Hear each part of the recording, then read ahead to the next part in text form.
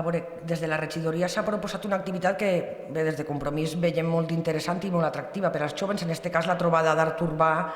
amb un concurs i una exhibició de grafitis que, si no m'equivoque, està programada per ara, per octubre, per a finals, per al dia 24.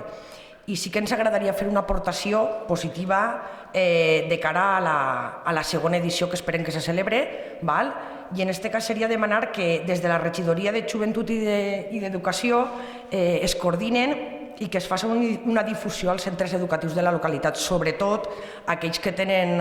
ESO i que tenen batxillerat, que són 4 a la localitat, per tal que la participació siga molt major i sobretot també perquè us demanem també que les bases del concurs s'envien a principis de setembre als centres perquè així pot ser una part del professorat puga fins i tot introduir aquesta activitat com a part de les programacions educatives. És de veres, bona vesprada a tots, que no havia dit res.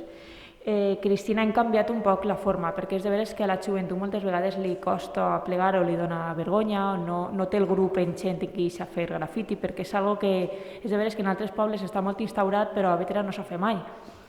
Al final no anem a fer-ho així, tipus concurs, perquè és de veres que tampoc els hem fet econòmics. No els hem fet econòmics perquè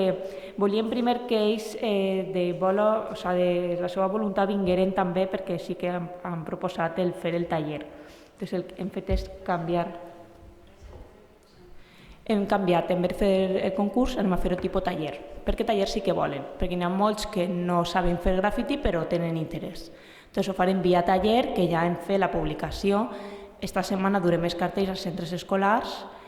i ja de cara, si veiem que hi ha gent que sí que vol i ja se fa més experta, ja farem com altres municipis que fan premis i ja farem uns premis consignació econòmica.